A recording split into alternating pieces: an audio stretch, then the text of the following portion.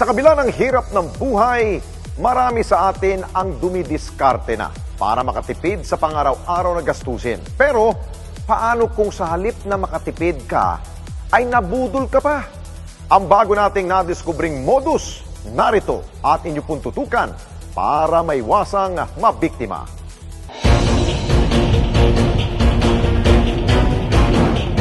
Hilig mo bang sumali sa iba't ibang community online? Ingat lamang dahil ang mga grupo na yan sa social media ay nagkalat ang mga manggagancho. Tulad na lamang ng estilo ng isang online scammer na ibinuking sa programa ng isa niyang biktima kung paano siya nahulog sa patibong nito. Si Jane, isang fitness instructor at may sapat lamang nakita. Nasa bukabularyo ni Jane ang pagtitipid at sa kagustuhang makapagtabi pa ng kaunti. Naghanap siya ng bahay na malapit lamang sana sa kanyang pinapasukan. Working ako dito sa Quezon City. Tapos, I'm from Manila pa, Sampaloc, Manila. And then, nakakita ko ng posting sa Facebook. Actually, tagal na akong member ng yung mga sa Facebook na group. Ganyan. Parang condo units or apartment for rent.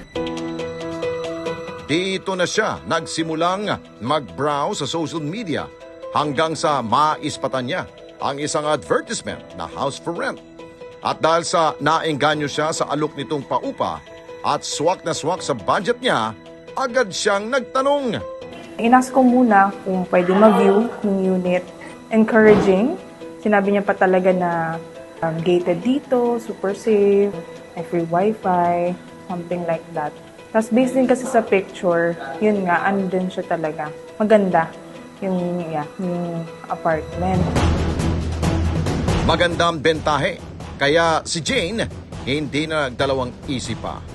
Sabi nung tenant na, actually, may kausap na nga kaming iba eh. May kausap na kaming iba. Tapos, magbabayad na din sila ngayon. Ganyan. Pero kung gusto mo talaga yung unit, ganyan, kakausapin mo yung may-ari. Mabait naman yung may-ari eh.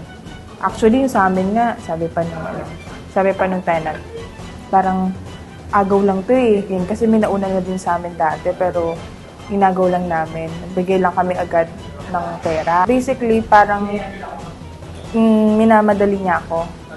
Tapos, kung gusto ko talaga. Tapos, yun pa, binabaan niya pa yung upa. Nabaan niya pa yung upa. From 11K, ganun.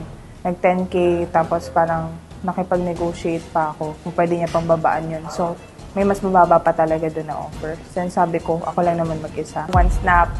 Yun nga, nakakapag-down na ako, na-send ko na through online payment.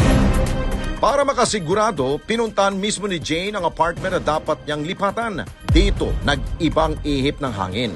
Dahil ang kausap niyang tenant, nagdadahilan na, umabot din sa punto na. Nag-alok ito na i-refund na lamang ang pera ni Jane. Kinutuban man si Jane, pilit niyang kumbinsihin ang sarili na baka maibalik pa ang perang naibigay niya.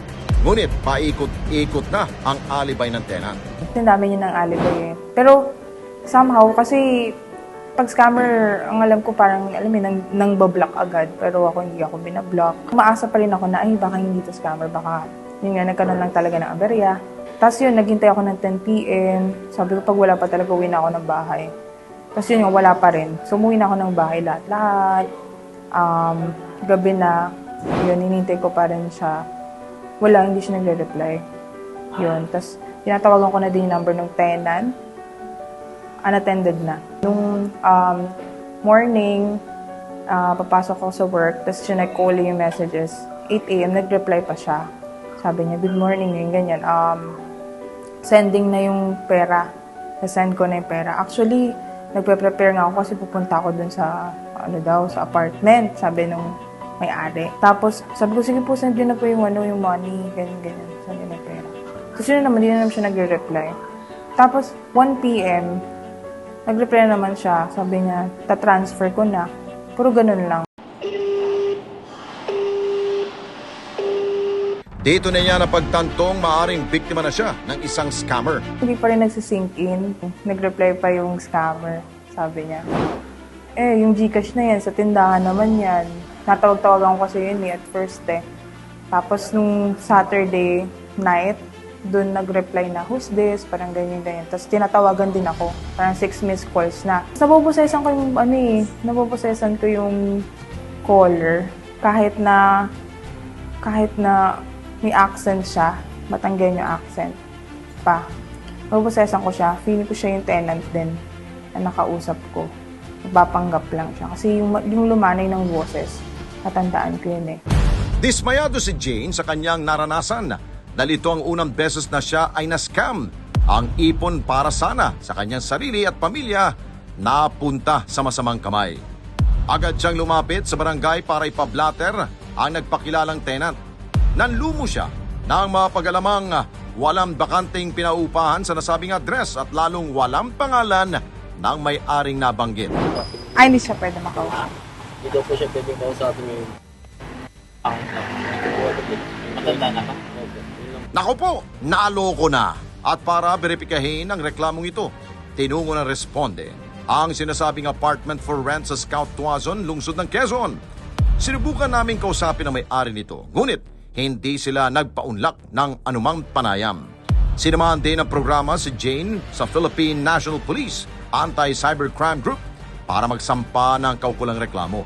Paliwanag ni Police Lieutenant Arancilio, pangkaraniwang problema na ito ng marami pagdating sa online transfers, lalo na kung hindi sigurado sa taong tatanggap ng pera. Is an agreement between dun sa seller tsaka si buyer. And ang dapat po is, sana magbigay sila ng pera, face-to-face na lang po. Para at least masigurado nila kung sino yung kausap nila. Gagamitin po natin yung as evidence. And magfa-file po tayo ng mag-a-apply po tayo ng warrant to disclose computer data or cyber warrant sa court para malaman natin kung sinong identity ng taong ito nung gumamit ng e-wallet na ito. And kung mag-grant na po ni court, i-implement po natin yan sa mismong e-wallet na ginamit na mode of transaction. And within 72 hours, bibigyan po sila ng time para mag-reply po sa atin. And kung ano po yung ibibigay nila sa atin na data or information, kung pangalan man, and address and phone number man ng taong ito, yun po yung sasampahan natin ng kaso. Babala ng otoridad sa publiko, maging matalino, alisto, at mapagmatsyag upang hindi mabiktima ng online criminals na laging aktibo sa cyberspace. Paglilinaw ng ACG, hindi tayo maloloko kung alam natin ang pasikot-sikot na modus ng isang scammer. Ang possible na ma-file natin na case dito sa suspect ay violation of Article 315 or swindling estafa, since panloloko po ito, of the Revised Penal Code in relation to Section 6 of RA 10175 or the Cybercrime Prevention Act of 2012, since yung scamming activities ay ginamit online or ginamitan ng ICT or Information and Communication Technology. Ang possible naman po na magiging imprisonment ay mas mabigat compared dun sa traditional crime or 1 degree higher ang mangyayari. That is 6 years and 1 day to 12 years imprisonment po. Ang mga scammers na ito ay kadalasan gumagamit lang ng dummy account para manloko. So mas mainam kung may money involved, mag face-to-face or personal transaction na lang po tayo para alam po natin at masisiguro po natin na yung pera natin ay mapupunta sa tamang tao at sa tamang pagbabayad po. Masakit mang aminin, nanaloko si Jane sa simpleng mga litrato at maayos na pakipag-usap sa kanya. Magsisilbi itong aral sa kanya na suriin muna ang anumang transaksyon na gagawin niya online at huwag maging padalos-dalos sa pagbibitiw ng malaking halaga ng pera. I need to think not just twice, pero daming times siguro. Tapos, ask advice din talaga muna before you parang mag-create ka ng decision. Sa panahong ito, marami sa ating mga kababayan na nakatuon ang interes sa social media.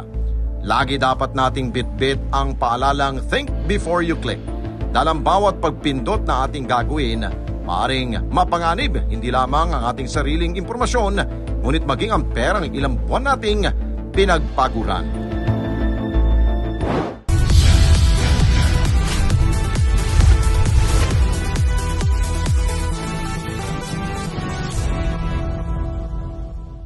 Mga kababayan, salamat po sa inyo pong pagsubaybay sa Responde Mata ng Mamamayan. Para mapanood pa ang iba pa naming pagresponde sa ating mga kababayan, i-click lamang ang subscribe button o i-follow lamang ang Net25 social media pages at Net25 TV.